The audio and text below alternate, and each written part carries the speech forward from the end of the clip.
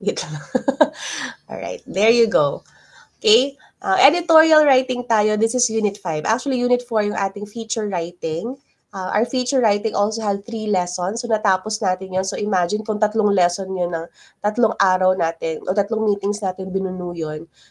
It was a great relief na isang video lang natapos natin yung 3 lessons sa feature writing. Well, here's an editorial writing. Meron din tayong several lessons. Okay? And we'll finish this today.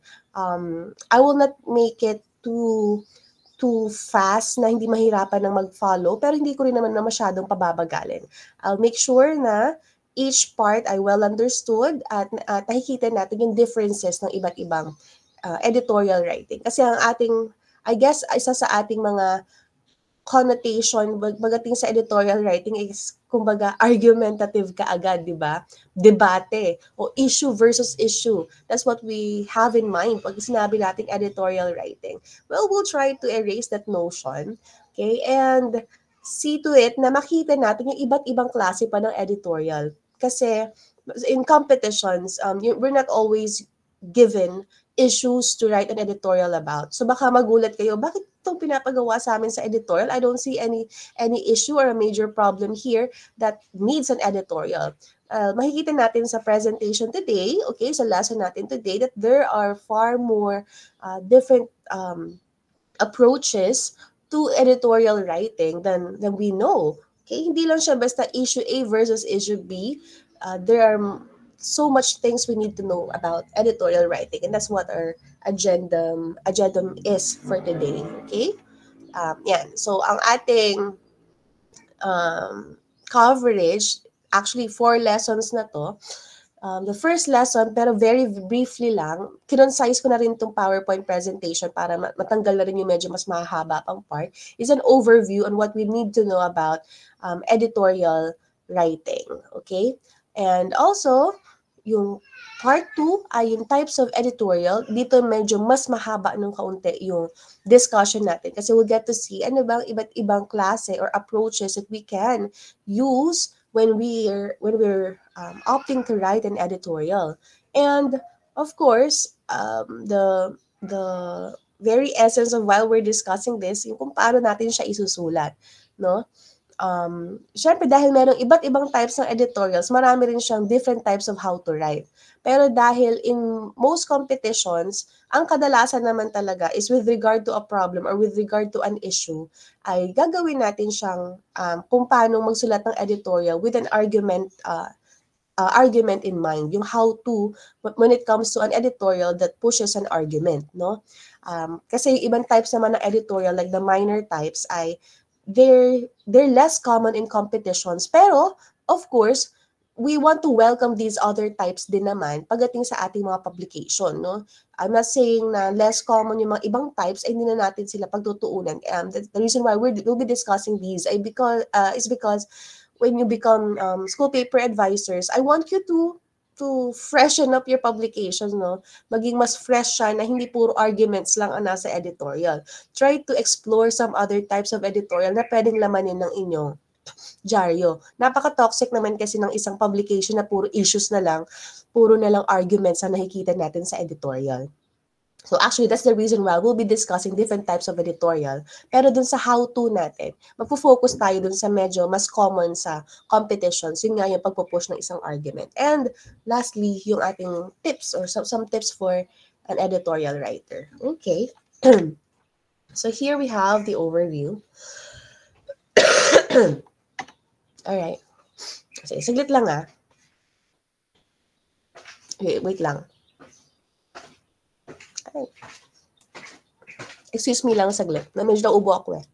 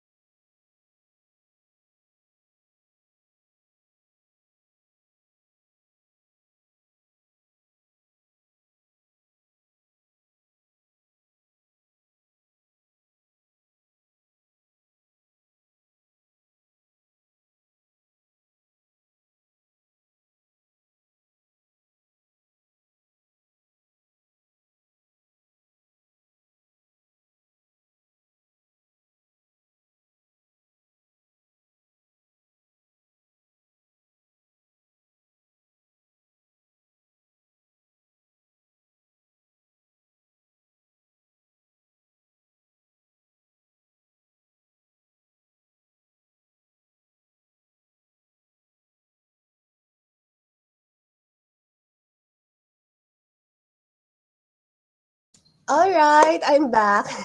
Ayan, pasensya na, medyo sa init ng panahon ay hindi tayo masyadong kagandahan today. At hindi rin kagandahan ng boses. Ayan, so magpasensya na. Tawang-tawa naman yung pinsan ko dyan. Alright, so continue tayo. No? So this is the overview on an editorial. So it is the editorial page kung as we know, we discussed different pages na meron tayo sa publication, no?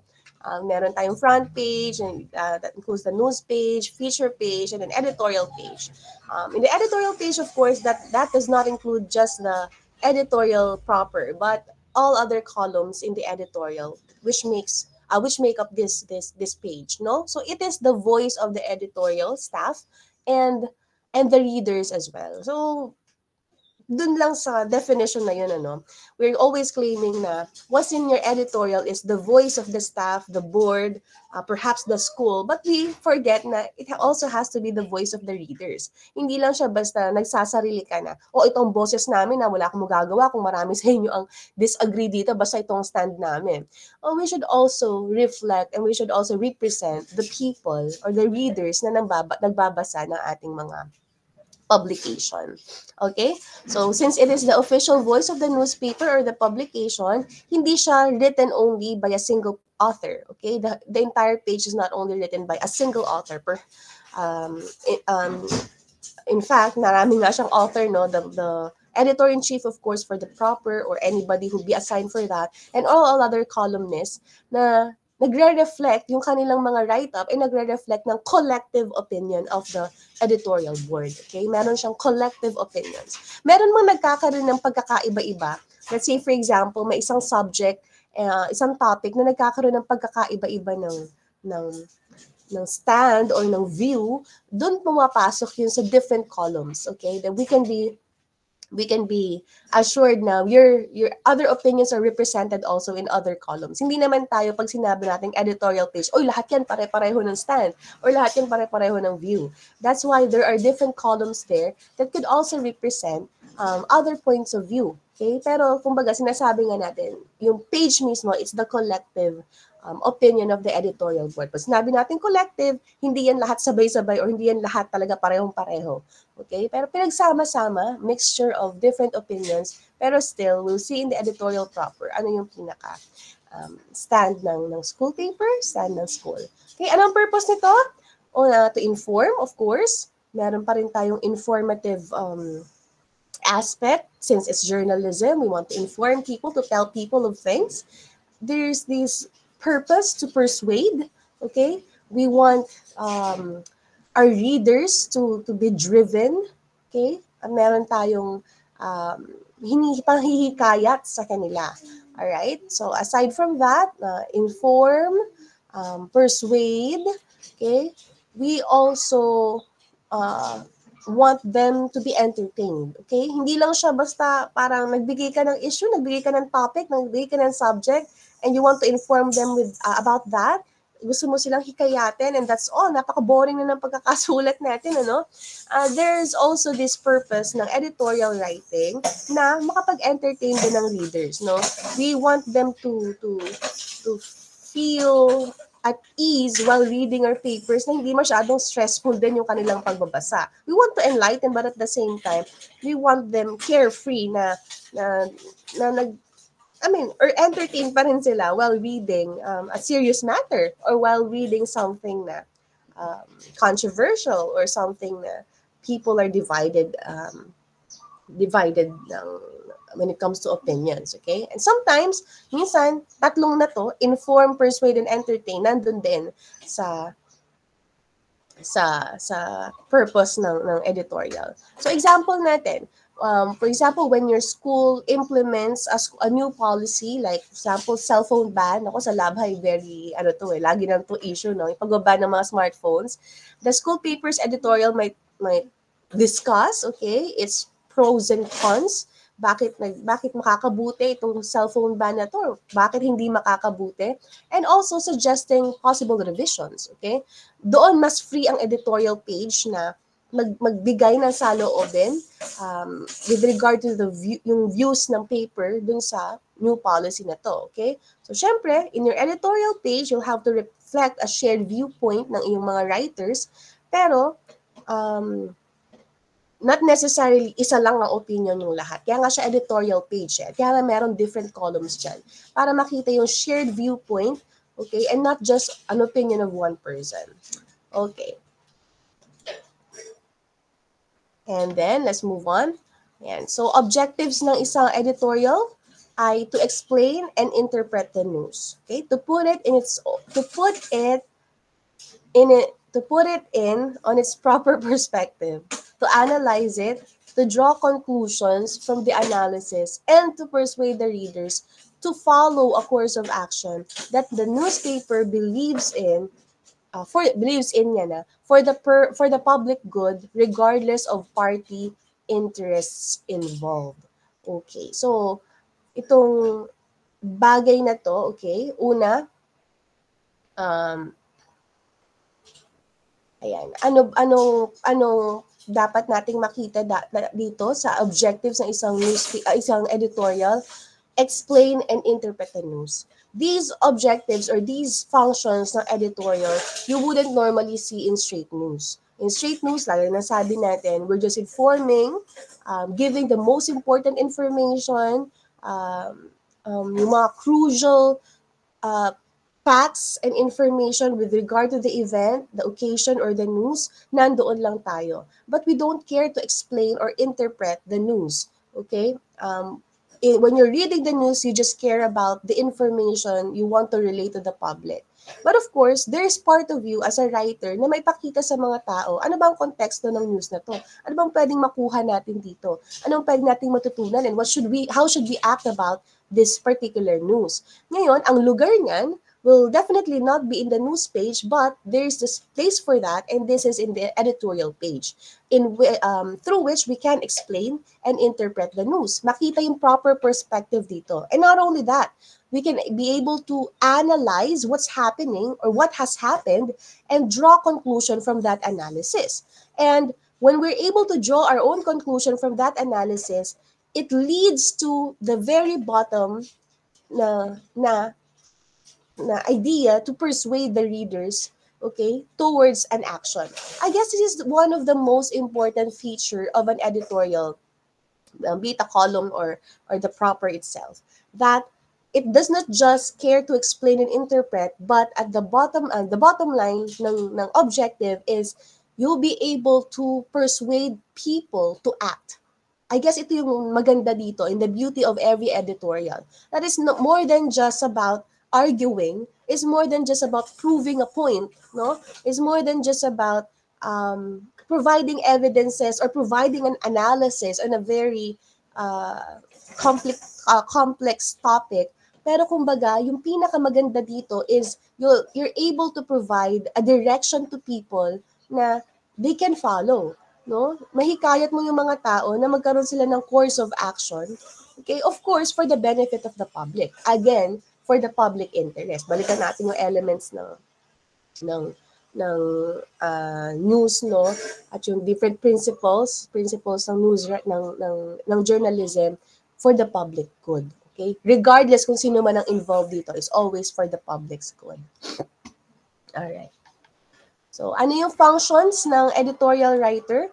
Yung objectives natin kanina, actually sinasalamin din tong function ng isang editorial writer. Siyempre, kung anong objective ng isang editorial, yun, naka-align din dapat doon yung function ng isang writer. Okay?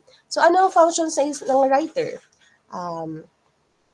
Nandyan yung you explain the news, papaliwanag mo. Okay? Kasi sa isang straight news, wala ka ng chance ipaliwanag ito kung anong konteksto, bakit ito nangyari or what so. Okay? Talagang you're answering the basic questions of the what, who, when, where, why, how.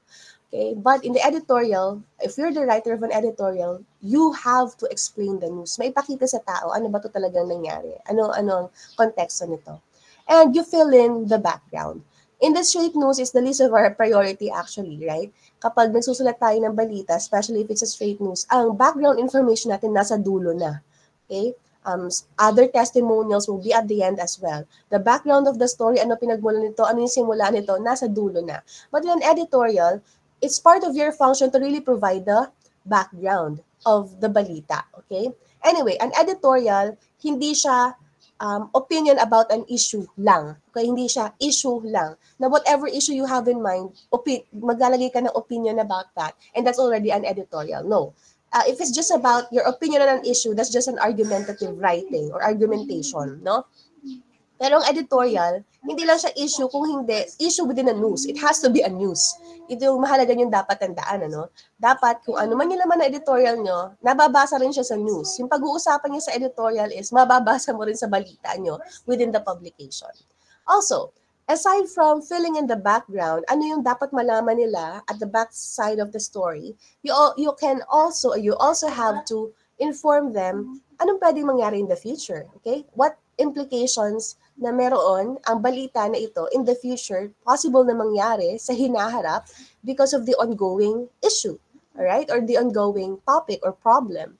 And lastly, you pass on the moral judgment. Okay. Now, persuasion here is something different sa editorial. When we say kasi persuasive writing, you really want to make people act and follow your lead. Okay? Yun ang persuasive writing eh. Ini-influence mo sila to follow and do a certain action. That's correct. Pero sa editorial, meron din tayong objective na to persuade the people to follow a course of action, tama ba? Pero not to force them into that action, into doing that action rather, but to pass a moral judgment. I guess this is what is important. Na hindi ka nagpupuwersa sa editorial writing, hindi ka nagpupuwersa, hindi ka namimilit. Kung hindi, it's the moral judgment, okay, that you're passing on. It's the ideology. It's the advocacy that you're passing on. And then you're leaving it up to people whether to follow it or not. I guess this is one of the important highlight ng function ng isang editorial writer. That you're not there to peel it, to persuade, but to pass on the ideology, the moral judgment, and it's for them to judge. It's for them to follow, or it's for them to deviate. All right? So, I guess that's clear for everybody, no? And yung gano'n na kaiksi yung lesson na to. Actually, kung ito ay full lesson natin na several days, mas mahaba pa sana. Pero I just compress it into this. Eh, kasi ito lang naman yung mahalaga din talaga pagdating sa functions ng editorial writer. At saka focus nga kasi tayo din sa darating na competition. Pero I guess, malinaw naman sa inyo how an editorial writer should act, no? You explain the news, magbigay ka ng background, that's part of your job. And also, care to explain to people anong pwedeng mangyari. Hindi lang lagi nag-i-explain ka. Dapat meron kang forward thinking na alam ng tao, because of this problem, because of this issue, because of this topic, these things could happen in the future. That's part of your job. And also, the most important function mo as an editorial writing, I guess for me, personally, is how you pass on that moral judgment. Kasi it's the very essence of an editorial. Not to push for an idea, pero kumbaga, and force people to like the idea, pero you influence them through passing on that moral judgment. Okay. Yan. Types of editorial. Pasensya sa boses. There are different types of editorial. Una, informative. Okay. Kaya dahil nga ang function ng isang editorial writer, isa dyan ay mag-inform, we give birth to a type of an editorial na informative. So what is being informative here? Ibig sabihin, your editorial is more on the idea of informing. If you have an informative editorial, it's much focused on giving information, like a review as well. Parang nagbibigay ka ng review, idea mo or views mo about a topic or fact or event. Or you can even announce certain facts or events. More on informative. Eh ma'am, akala ko po ba sa isang editorial, mahalaga that there is this course of action. Yes, nandoon pa din yun. Okay? Hindi pa rin siya mawawala. Ano yung mga function na yon? Mag-inform tayo, mag-forecast about the future, Ngayon, mag-fill in ng background and mag-pass on ng moral judgment. It doesn't mean na informative yung editorial mo, hindi ka na magbibigay ng moral judgment or na mag-persuade ng tao towards an action, or hindi ka na magpo-provide ng background, or hindi ka na magfo-foretell or magfo-foreground ng future. Okay? It's just that your editorial is a huge part of it, or a huge bulk ng iyong editorial is primarily focused sa pagbibigay ng information. There could be an issue, okay? There could be a problem here. Anyway, I doubt that an editorial, that it will be an editorial if there is no pressing issue, the reason you're writing it, no? Meron pa din. Pero your basic focus is to enlighten the people about the issue. That's why it becomes informative. Example, the need for population education. Ang type of editorial na to ay informative, pero you can still sense that there's a problem being addressed here. Kasi yun naman talaga editorial. That the editorial has to see, okay, one part of an editorial is, for most parts, I mean, ay makita yung anong possible problem that we can address, the reason why you're writing the editorial. So here, there's this problem that there's a need for population education, to educate people about population, right? And ang goal nitong informative editorial na to ay mag-inform why there is a need for population education. Poverty, high cost of living, school crisis, lack of job opportunities confront common people. So millions of children are victims of undernourishment and deficiency diseases that shorten their life and harm their mental development. Due to the failure of parents to send all their children to school, illiteracy rates are high and are still increasing. So yan yung nagiging problem natin because we cannot educate our children, okay? And that's because of poverty. So ilan pa sa mga basic parts na to, okay, nabanggit dyan, giving us information on the need for population education. It starts here, somewhere dito. Excerpt lang ito ha. The inclusion of population education in the school curriculum is then the answer to the need of the younger crop who are bound to face the reality of parenthood in the near future. Okay, so dahil naging problem itong mga bagay na to, na nagkakaanak, nagkakapamilya na ganito, hindi may send sa school yung bata dahil sa kahirapan and so on, it's suggesting that there has to be an inclusion of population education. Okay? In some other areas siguro, tinatawag itong sex education or so. Ibang bagay pa yun, pero parang kasama din siya dito sa population education. Pero more general at mas broad yung population education. No? Ito daw yung kailangan. Okay? So, and other things about population education ay nabanggit din dito. And it will continue on dun sa editorial na to. Pero the main purpose is to inform. Pero kung mapapansin nyo, kahit ang purpose ng informative editorial na to is basically to inform about the need for population education, impliedly, nagpapakita pa rin siya ng how should the action be done? Okay? What should the action be? Parang ganon. That, at the end of the day, or at the end of the editorial, you are influencing or you are persuading people to really push for the inclusion of population education because this is that important. How do you know that this is that important? By providing the informative side ng editorial. So, ganun ang informative editorial. Meron ka pa rin pinupush na opinion, pero it's not done in a way na you're just persuading people. Gumagamit ka ng mga persuasive devices, no? Pero in a form of an informative delivery of your editorial. Nag-i-inform ka so people will be educated about this and later on, follow a course of action you suggest. Okay?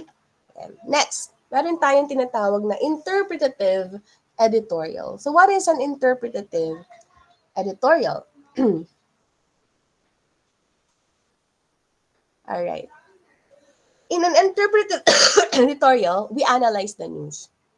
Kanina, we inform about a news. Okay? Siguro ang balita dito, isa sa mga balita dito ay yung tumataas na illiteracy rate or tumataas na na lumalaking pamilya na hindi nakakapag-aral because of poverty. That's part of the news. And then you made an informative or editorial about this, that there's a need for population education. Ang interpretive editorial naman, ang function niya is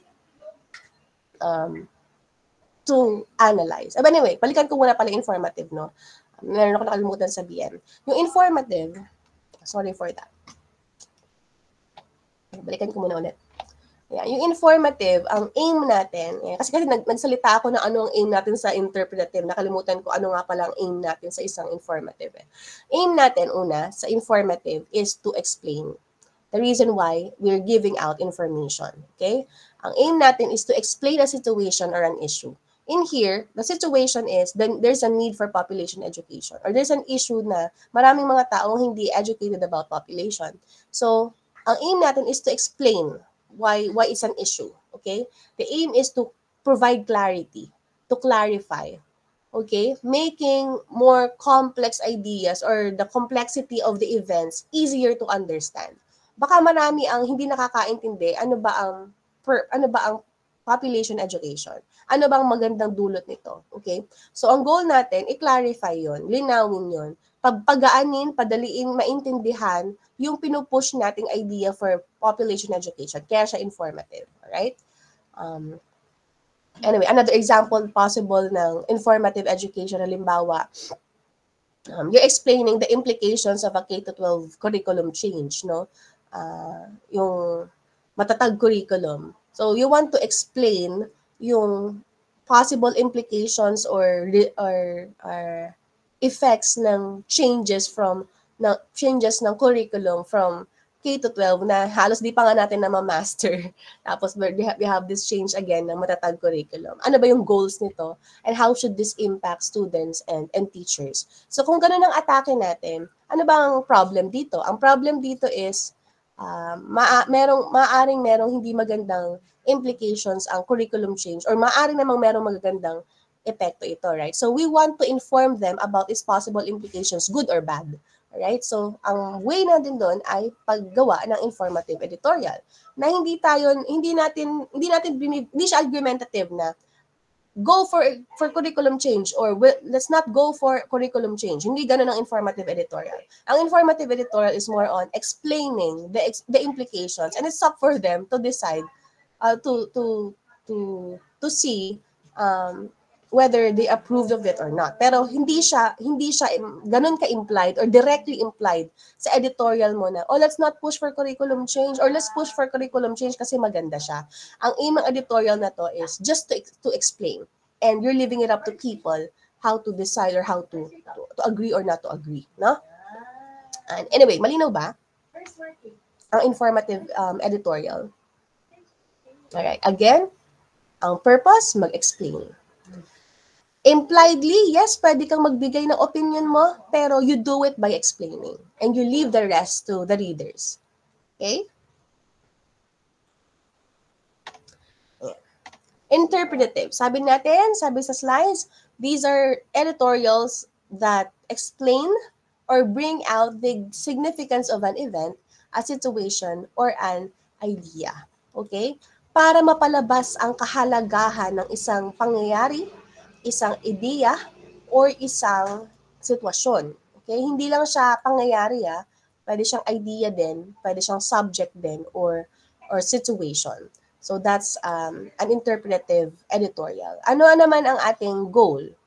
If our aim or goal sa informative ay mag-explain, sa interpretive naman is we analyze. Okay? You don't just tell facts, but you connect the dots between facts. Ito yung mga facts, and then pinagko-connecta mo sila para ma-analyze mo yung isang sitwasyon. Interpretive, ini-interpret mo. Diba sa thesis, meron tayong interpretation and analysis of data. So sa interpretive editorial, ganun din. You're providing them the information, pero pinagko-connecta mo so that they can find meaning, so that they can find the significance of that particular event. So dito, example natin ay attitude towards study. Okay? So here, we have an interpretive editorial that's saying na there is this importance in study. okay, in studying, na you should give a positive attitude towards studies because it's important. Education is important. So when we're writing an interpretive editorial, we bring out the significance of the idea of studying. And how do we do that? By analyzing, connecting the facts so that people will conclude, ay, oo nga, importante pala talaga ang studies. Okay? So kung ang informative, ang pagbibigay mo ng information ay para maintindihan nila ang isang bagay, ito namang interpretative, nagbibigay ka naman ng information so that you can connect them, mapagtugma-tugma mo sila, which ang bottom line is makita nila ang kahalagahan ng isang bagay. Alright? Yung informative, ang bottom line is maintindihan nila yung komplikadong bagay. Ang interpretative, pinagko-connect mo ang mga dots so that they'll be able to understand and grasp the importance of the idea, the situation, or the event. Okay? Ano ang bottom line? Again, significance. Makita ang kahalagahan, interpretative. Alright, so we are in school because we want to learn. Our study is for our own benefit and not to accommodate someone else.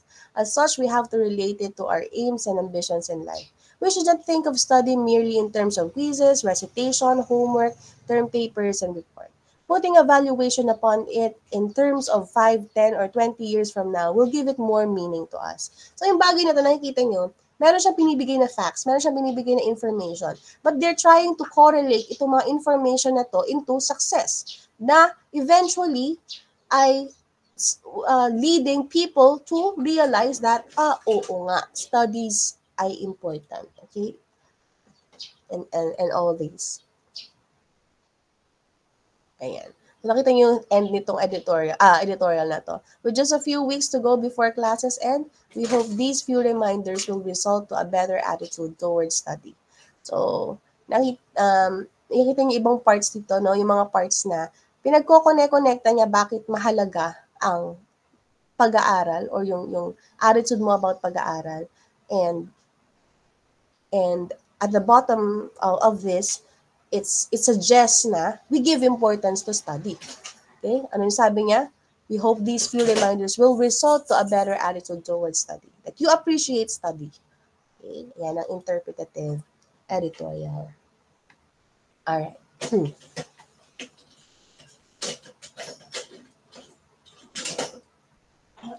Ma'am, baka may question kayo, no? Paano po kayo na yung topic about informative? Kung nailagay ko din doon na mahalaga, di ba po doon sa dulo nun parang sinabi din na mahalaga there is this important need or crucial need for population education. Eh di po parang interpretative din siya. Kasi at the bottom, nakita din na we should give importance to population education being included in the curriculum. So parang nag-interpretative din siya. I tell you this now, okay? Walang editorial na solely, okay, informative lang to di ako kailangan magbigay ng interpretation. Wala rin namang editorial na, interpretative lang to dapat wala masyadong information. Talagang, connecting the dots lang and making them realize the importance. Hindi naman ganun. Every editorial is a hybrid of many things. You cannot really find an editorial na completely informative lang or completely interpretive lang. There's always this mixture of that. Okay?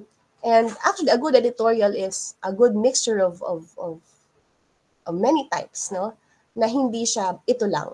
Okay? Na nakikita yung iba't iba pang klase ng pagiging editorial. And anyway, dahil ang editorial naman talaga is to inform and to analyze. So, talagang makikita mo pa rin yung analysis and interpretation kahit informative yan.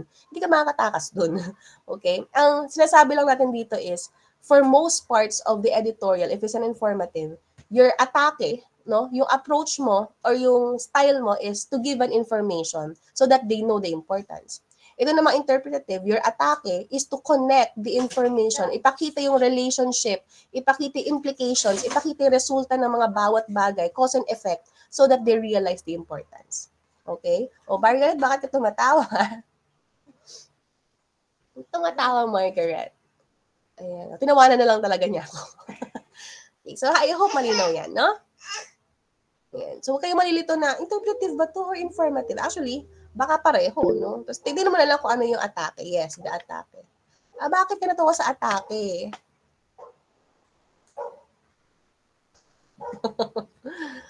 Anyway, let's continue. Crusade and reform. Saan ba kayo nakarinig ng crusade? Krusada, reform, reforma. So parang pagkarinig nyo pa lang nito, no, ang tumatakbo na kagad sa isip nyo is, parang ano, parang nagwewelga, parang realista, parang reformista ang dating. Parang, ano tawag niya doon sa mga ganun? Ang tawag niya doon sa, those who go by the streets, and ayan, yun, tama, aktivista. Paano yung pagka-aktivista? Yes, actually, medyo ganun yung implied meaning ng type of editorial na to, no? Crusade and reform. So ano ba muna ang editorials of crusade and reform? Those which criticize, nagkikriticize, kumbaga, nagkikritik, okay? Certain conditions. Then, again hindi lang criticize, bato ng ganito, sisi ng ganyan, point out na ganyan, and then what now? Okay? Ang isang crusade editorial is you criticize certain conditions, then, there's always that then, suggest a solution or change. Ang taong puputak-putak lang, okay? Puputak lang ng puna, putak lang ng putak, hindi yun crusade editorial. There has to be that suggestion for a solution or change. Okay? Yun yung crusade. Yung reform naman, ang atake naman, ayan, ma-atake, no? Your approach naman, approach na ha, your approach is to give the message of reform na hindi mo naman pinopoint out yung bad problem. Okay? Hindi mo na kailangang isa-isahin pa yung mali. Na doon ka lang nakafocus sa pagbibigay ng reform or a message of pagbabago. Pero syempre, mababanggit mo pa din, no? Kasi hindi ka naman pwedeng mag-point out ng message for reform kung hindi mo nababanggit kung ano yung problema that you need a reform for. Talagang mababanggit mo siya, right? But it's just that you're not too focused on pointing out the bad problem or the bad condition. Okay? Mas siguro if we are to compare these two na pareho na in the same type, no? Yung crusade and reform, yung crusade very objective siya na nakikita mo pati yung mga bad condition being pointed out. But the reform is more on a lighter side. Ganun pa rin, may pagbabago pero it's just a passing informing of the problem or the bad condition. And then more focus on the message of reform and hindi na niya iniisa-isa pa yung condition. Unlike the crusade, talagang iisa-isahin niya yan. Ano yung mga certain conditions na yon. And then at the bottom, we'll be suggesting a solution for change. Yung reform, talagang passing naman, baliktad naman, meron kang passing idea kung ano yung kailangan ng pagbabago. And then mostly focus yung editorial sa kung paano natin ito babaguhin. Gets natin? You understand this? Alright. And this ay yung crusade and reform. Ang commonality nila, common ground nila is that is aiming for change. Okay? A crusade aims for change, a reform aims for change, but a crusade has to start first with pointing out what's wrong. Okay? Isa-isahin ang mali and saka pa lang mag-offer ng solution. Ang reform, sabihin ng mali and then more on the solution throughout. Okay? So, medyo baliktaran sila ng kaunti. But, again, they're the same with pushing for a reform or a change. And the way of most desks. Ito ay nagkaroon ng balita on on yung Operation Cleanliness. Okay? Student judges who inspected every room in connection with Operation Cleanliness found out that most of the desks had scratches, ink spots. One can hardly write on them without a thick sheet of paper or a pad kasi sobrang gaspang na ng tables, di ka makapagsulat ng maayos. So there is this problem, okay? Pino-point out natin kung ano yung problema, ano yung pangit. Outside the classroom, some desks are placed for the students to sit on. Students really take advantage of them. They sit on top of the desk, they place their muddy shoes on the seats instead.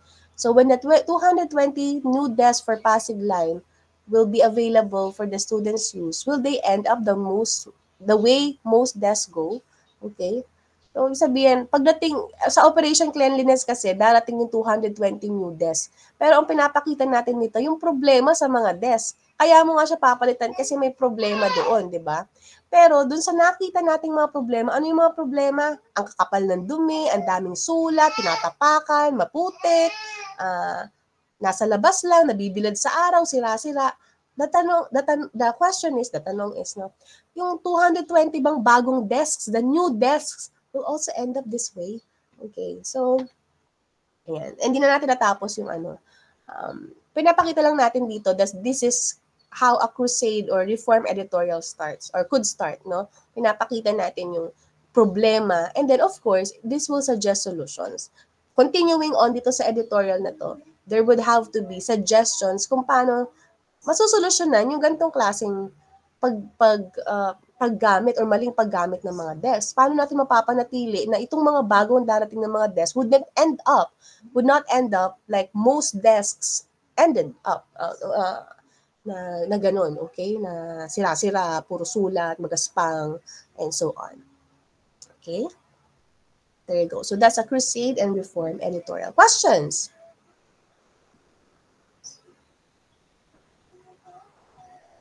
None po.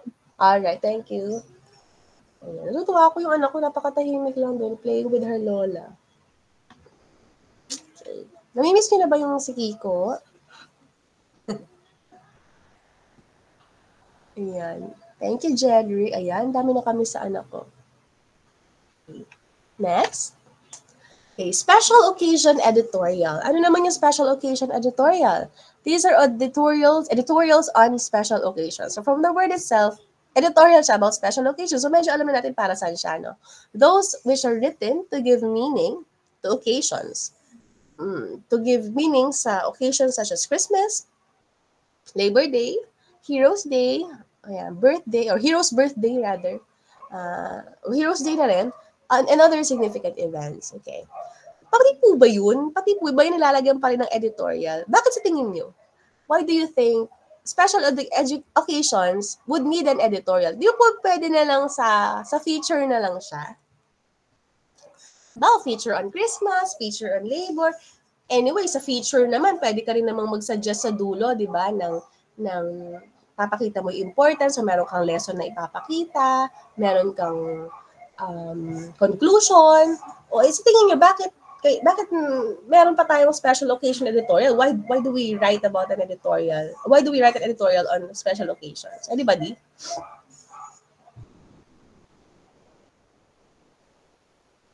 Anyone?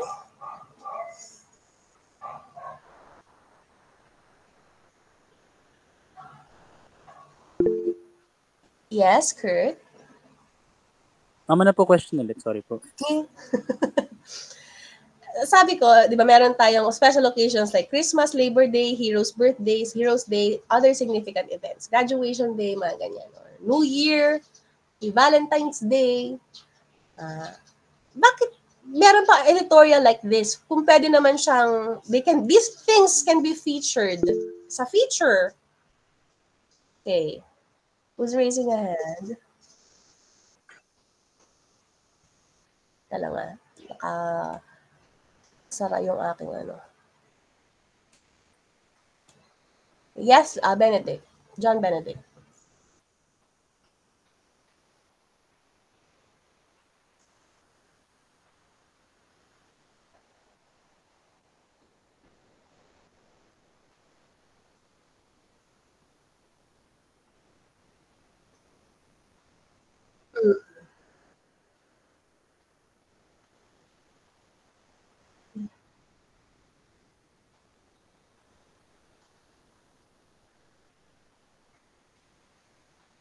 Alright, okay, thank you. Hindi naman como special occasions ito. You want to gunita, you want to, ano ba yung gunita? To commemorate, yan, a special event, eh, iiwanan mo na lang talaga sa features. Siyempre, iba naman ang atake ng feature, iba naman ang atake ng editorial. So, kung ba editorial ka, kailangan ang goal mo lang is to push for an issue, to push for a solution, na mag-cite ng problems, na magbigay ng analysis on a certain issue. Hindi ba pwede itong maging light din na ang purpose mo naman is mahikayat ang mga tao to give importance to such occasions. Pero doon pumapasok yung pagiging editorial niya, no?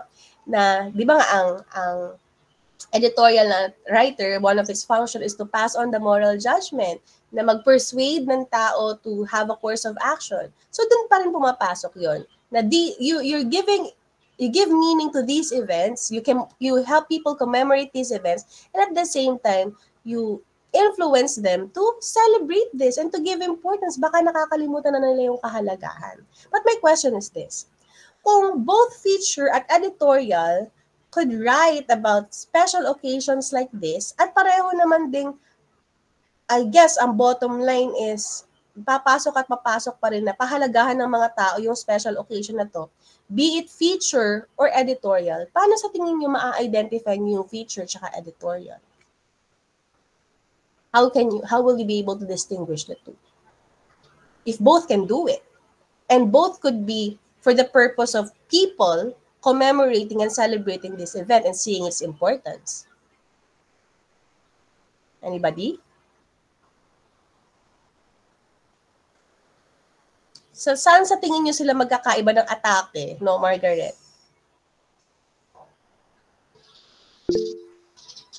Ayan, Arthur. Hindi po ako sure pero ano po ata, yung sa feature po kasi is more on nagde-deliver po siya ng information in a more creative way. Meanwhile, yung editorial writing naman is more kind of like formal or straightforward, I guess. Alright, so that could be one, no? You can be more creative with that of a feature. Mas free kang gumamit ng language. Okay? Creative languages, paggamit pa ng mga sensory images, descriptions. Pero sa editorial, yes, that's true. We're not stopping you to use mga metaphors or some descriptive words sa editorial, okay? Pero hindi yung kabuuan niya hindi ganun. Okay? There could be parts of the editorial na medyo descriptive, medyo creative, merong mga parts na may mga metaphorical or merong ka mga idiomatic expressions, could be, okay, you can use that, especially kung a special occasion editorial ito, pero not as much as you use these devices sa feature. Mas marami kang gamit nito sa feature. So, tama yung observation ni Arthur. What else? Ano pa yung sa tingin nyo, pwedeng nandoon sa feature pero baka hindi mo mahanap sa editorial kung pareho silang about special occasion. If you are to write a feature, ano yung kaiba niya? Dun sa if you are to write an editorial. Yes, John Benedict.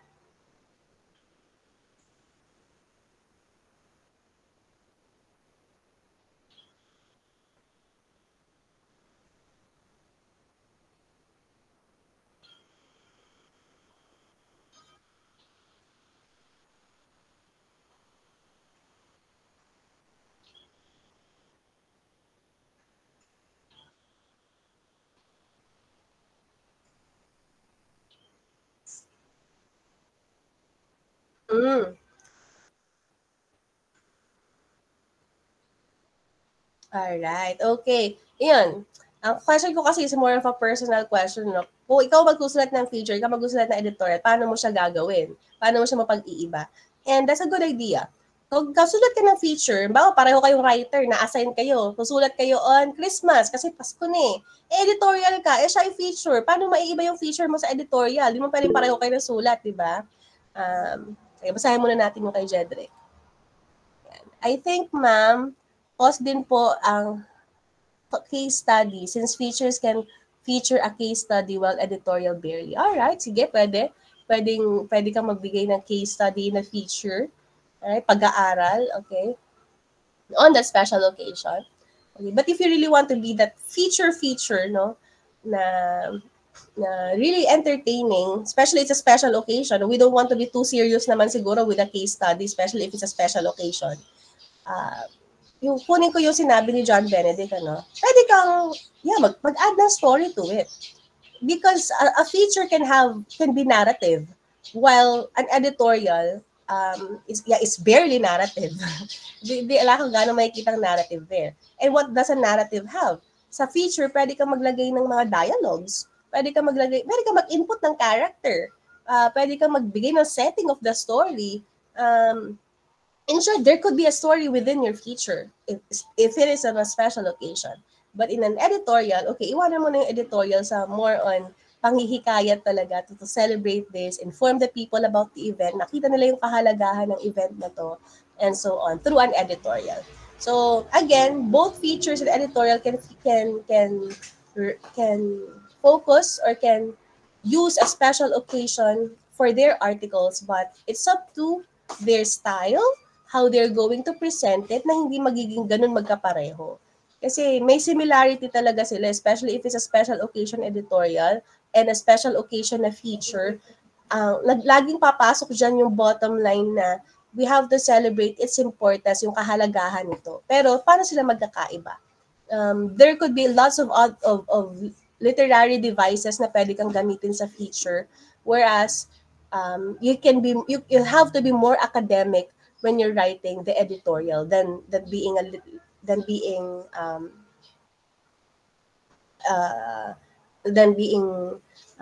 the creative side ng feature writing. Okay? Questions po tayo?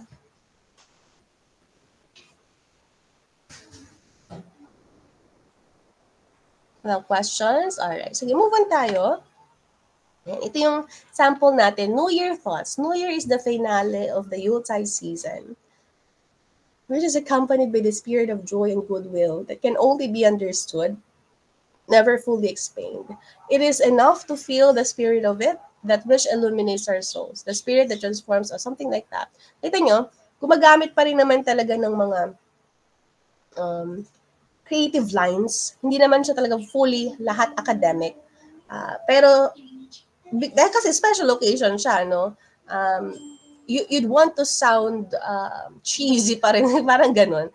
You'd want to sound comforting pa din and entertaining pa din, despite it being editorial. Pero sabi ko nga, paano mo siya mapag-iiba kung feature writing mo, ganito din yung laman. Then maximize mo yung other traits ng feature writing na hindi naman mapupunta sa editorial, like the story.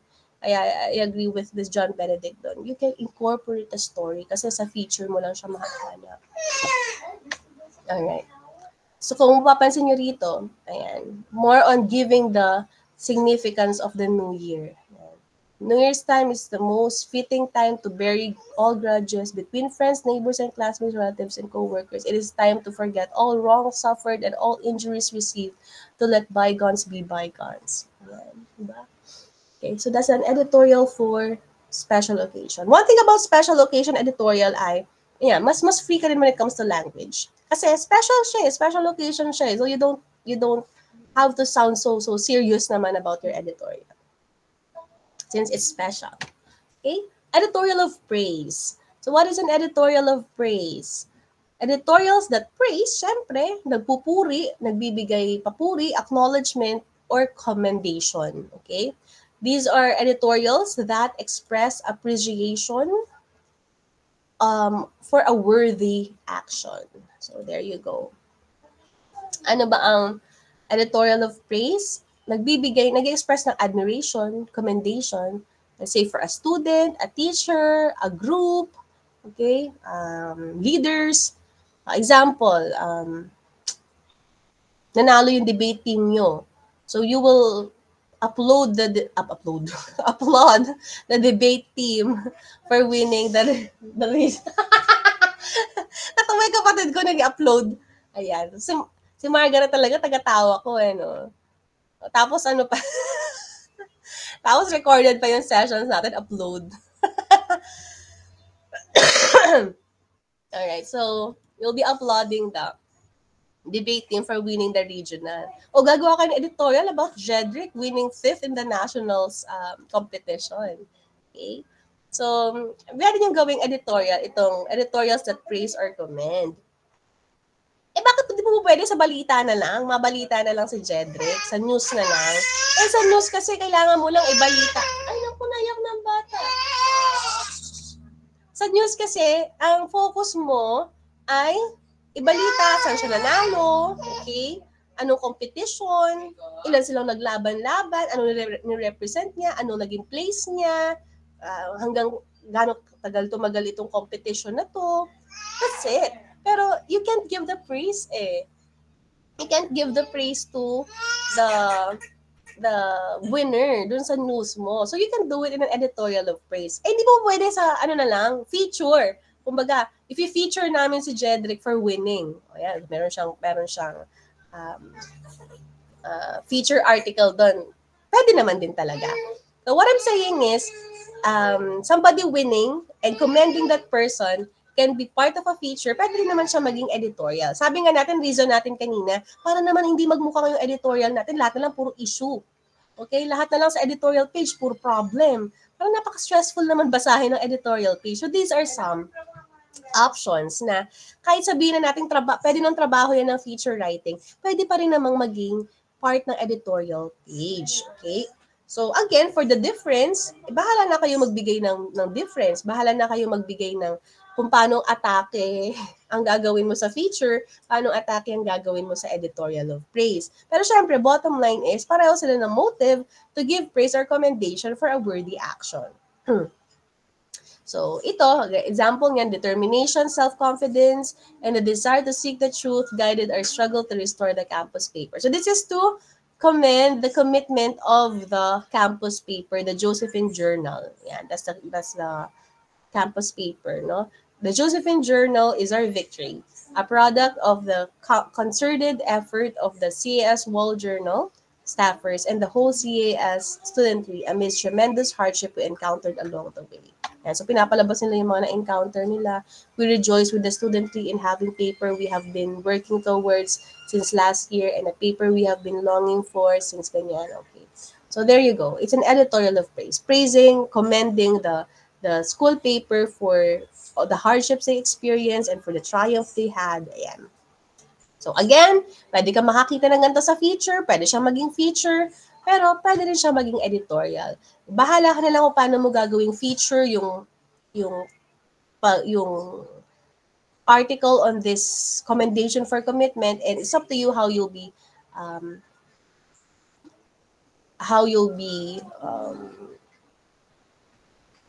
highlighting yung action na to, okay? Yung ayan, worthy action na to by the campus paper, fitting para sa isang editorial of praise. Okay. So paano natin siya magiging editorial talaga na hindi siya parang feature lang? Include the objectives of a feature. Include one of the objectives ng editorial. Anong objectives yun? Na mag-persuade ang tao towards an action. Okay? Persuade the readers towards a course of action. Nagbigay ka ng line dyan na encouraging people to be committed, to stay committed. Ganong mga bagay. Okay? Yan. If you understand fully yung objectives of an editorial article and the functions of an editorial writer, kayang-kaya mong gawin na ma-distinguish siya from that of a feature at to really make it sound an editorial, kahit pa yan ay editorial on special occasion or editorial of praise. Okay? If you stick to the main point ng editorial, and that is to draw a course of action for people to follow, you're in the right track. Giving an editorial or writing an editorial. No? Yun yung sa mahalaga dun eh. Lagi merong course of action na pinupush ka. Sa feature kasi is an option. You get that? Sa feature, pwede kang magbigay ng challenge sa tao or ng inspiration to do something or to act. But that is only an option in the feature because there are so many other ways na pwede ka mag-end in a feature. And that's just one na ma-encourage mo yung tao to do an action. Okay, or to perform an action. But that's just one of the options. Pero ang editorial, that's the main point. You get that? That's your main point as an editorial. Na talagang madrive mo yung tao towards an action by passing on your moral judgment. You understand? Hello? Are we clear? Alright. Thank you, Kurt. Ayan.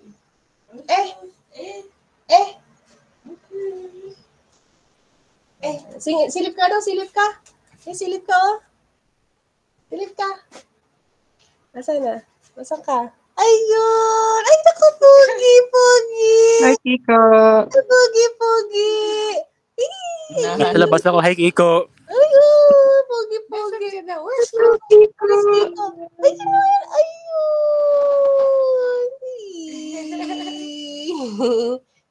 They miss you! May itlog ka. Ba't yan?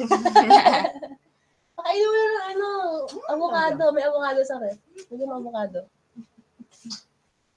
Ayan. O, di ba recorded to? May special participation yung anak ko.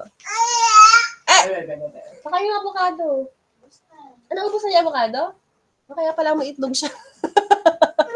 Avocado tas itlog. Oo, parang may itlog eh. Alright.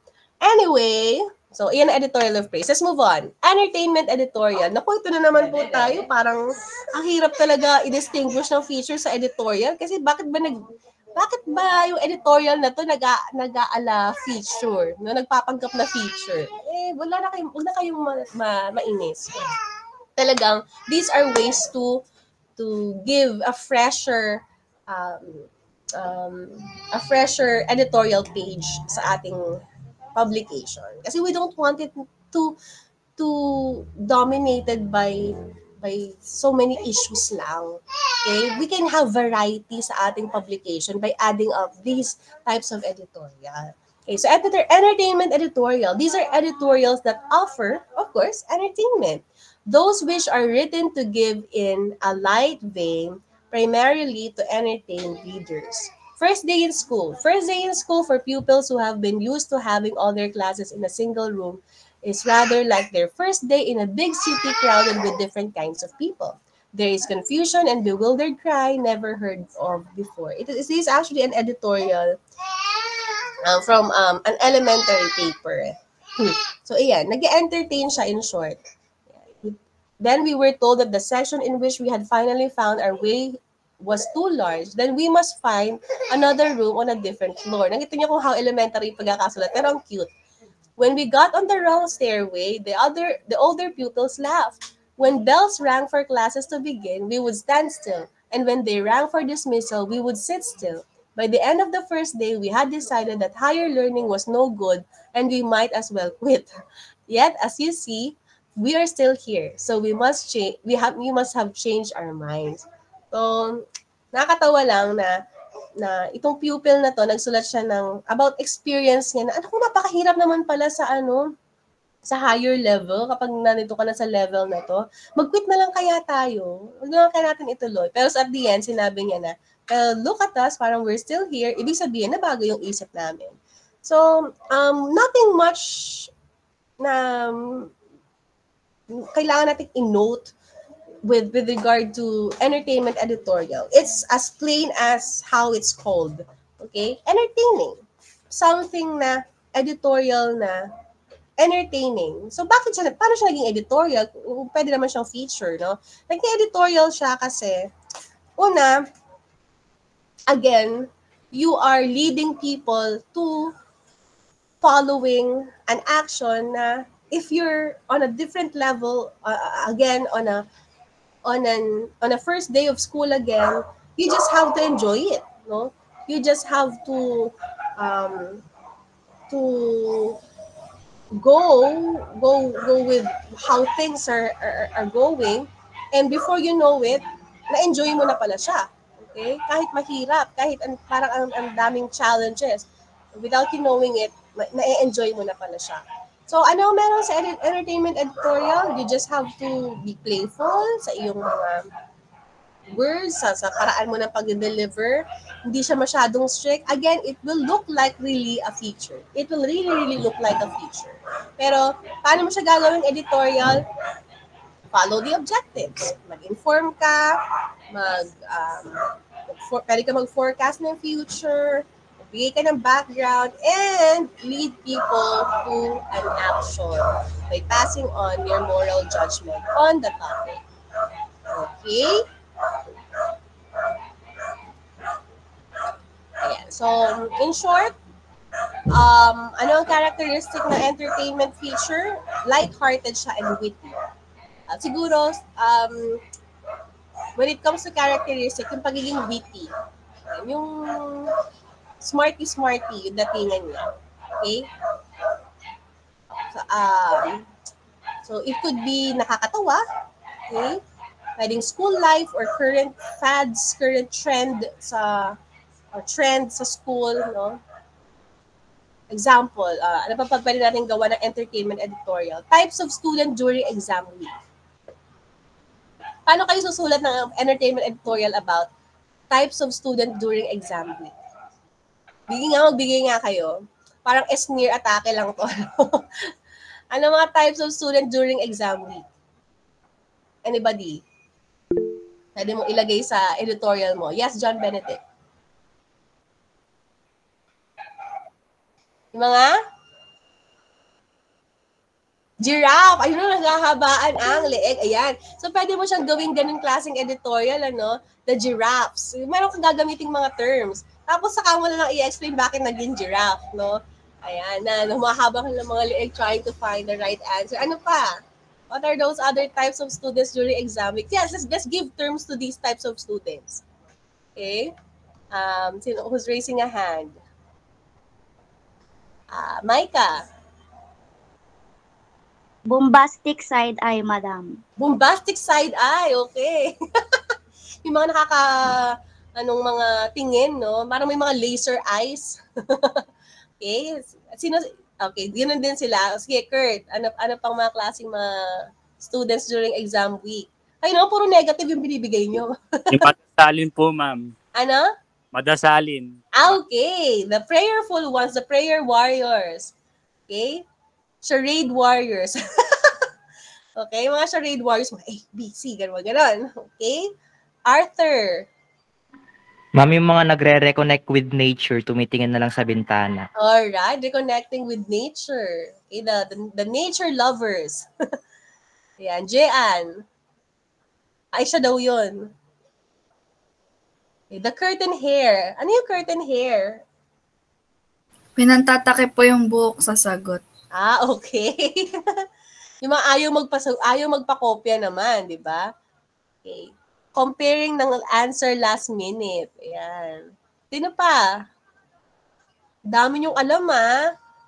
Okay. Sige nga, John Benedict.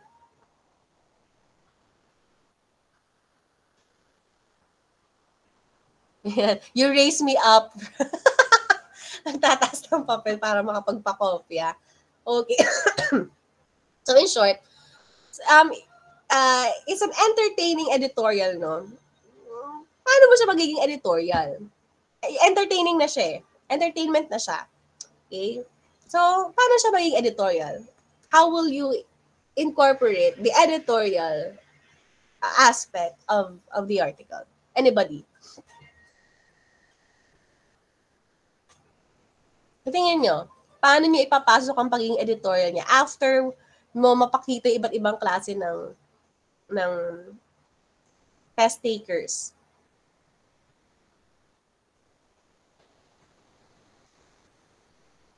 Anyone? Mag-feature na nga lang po ako. Paano nyo papakita yon? Anybody?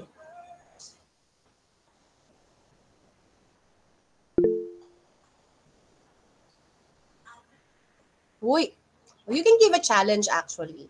You can tell them na whatever type of test taker you are, di ba? The mere essence is that, kaya pala feature writer ako nung high school. Alright. Ang hirap kasi mag-pass on ng moral judgment after mo maging nakakatawa, no? Okay. You can encourage them to to study, di ba? Na it's funny to think that na there are so many types of test takers, but still, whatever type of test taker you are, you're always face the challenge of passing your test. It's still about you passing the test or not, diba? So how do you prepare for that? Okay, how do you prepare for that? So you won't be the giraffe, you won't be the ganito na ganyan. Saka ka maglagay ng mga you study, ganito ganyan, you prepare in advance, you make a reviewer, ganito ganyan and so on. Biglang naging editorial na siya, no? Pero syempre, you can maintain naman the humor within, no? Sa iyong article. Pero when I say editorial is, you don't just have to be entertaining. Pero dapat ipakita mo yung yung